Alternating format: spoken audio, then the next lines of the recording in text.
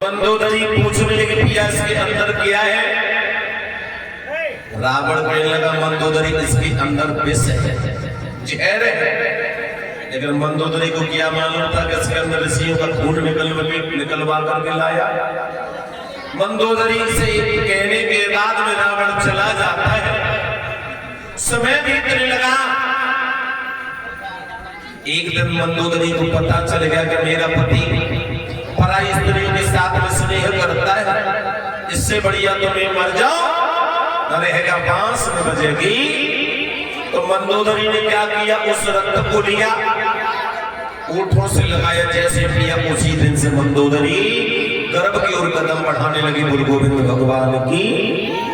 जब मंदोदरी गर्भ की ओर कदम बढ़ाने लगी, मंदोदरी घबरा गई। मंदोदरी मन में विचार करने में पिया को पता चल गया तो मुझे जिंदा मार देगा, अब मैं क्या करूं। मंदोदरी के दिमाग में झटका लगा, मन में विचार करने लगे मेरे पिया की दहाड़ लगते ही स्त्रियों के गर्भ गिर जाते हैं, और जैसे ही मेरे पिया आंगन में आएंगे तो सबसे पहले मैं यही बात रखूं। जैसे ही रावण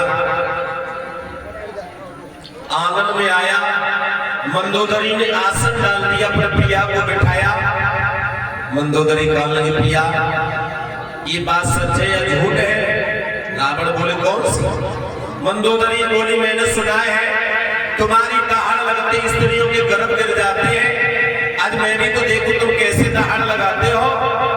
लेकिन रावण समझ नहीं पाया मंदोदरी क्या कहना चाहती है। जैसे ही रावण ने दहाड़ को लगाया, मंदोदरी का गर्भ गिर जाता है, और जैसे ही गर्भ गिरा तो कन्या का जन्म हुआ। वो बात रावण को पता चल गई कि मेरे आंगन में कन्या का जन्म हुआ है।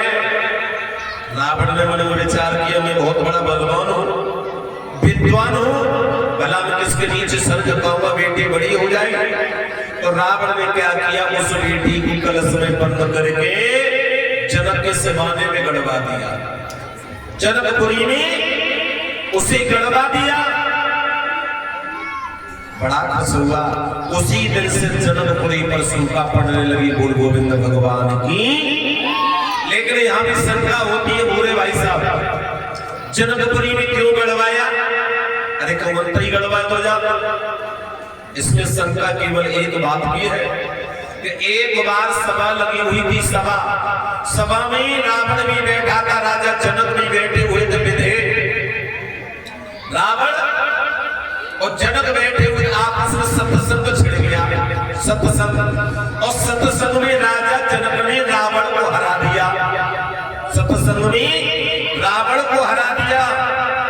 और राजा जनक के भी बहुत बड़े विद्वान थे, उन्हें भी अच्छा ज्ञान था, तो सत्संग में हरा दिया। उसी दिन से दोनों में पैर ठड़ गया। इसीलिए उस लड़की को जनकपुरी के जमाने में गड़वा दिया। उसी दिन से जनकपुरी पर सूखा पड़ने लगे। तो आपने देखा होगा जब जब हमारी इस मातृभूमि पर सूखा पड़ती है, और सूखा तभी पड़ती है कि हमारी इस पृथ्वी पर पाप होता है। पाप होता है तो सूखा पड़ती है, पुण्य होता है तो वर्षा होती है। बोल गोविंद भगवान की। अब की देखा होगा आपने कितनी वर्षा हुई, कितनी वर्षा हुई ना हुई।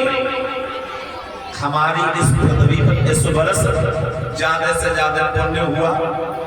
हजारों कांवड़ियों ने अपनी जान दे दी, लेकिन पीछे नहीं हटे। कांवड़ लाते समय अपनी जान को गंवा दिया, लेकिन पीछे नहीं हटे। इसीलिए हमारी इस मातृभूमि पर इस वर्ष वर्षा ज्यादा हुई। बोल गोविंद भगवान की। हजारों घर उजड़ गए। देखा होगा आपको पता है हरियाणा पंजाब में क्या हुआ, हजारों घर उजड़ गए, लेकिन वर्षा कम नहीं हुई। जान बेशक चली गई, लेकिन भगवान ने वर्षा कम नहीं की। गुरु गोविंद भगवान की। अब धीरे धीरे समय गुजरता है, जनकपुरी पर सूखा पड़ रही है। राजा जनक और प्रवासी बड़े परेशान हैं। इस प्रकार से सूखा पड़ती रहेगी तो हमारे किसान, हमारे भक्त लोग, प्रजा के लोग क्या खाएंगे। तो राजा जनक ने क्या किया, अपने आंगन में ऋषियों को बुलाया। ऋषियों से कहा ऐसा हमने कौन सा पाप किया है जो हमारी जन्मपुरी पर सूखा पड़ रही है। चारों तरफ वर्षा हो रही है लेकिन हमारी जन्मपुरी पर सूखा पड़ रही है। आपने देखा होगा जब बारिश होती है ना तो गांव के गांव छीटे जाते हैं, जहां वर्षा हो रही वहां वर्षा हो कहीं नहीं कहीं पाप होता है और वर्षा नहीं होती है, पुण्य होता है और वर्षा जरूर होती है। गुरु गोविंद भगवान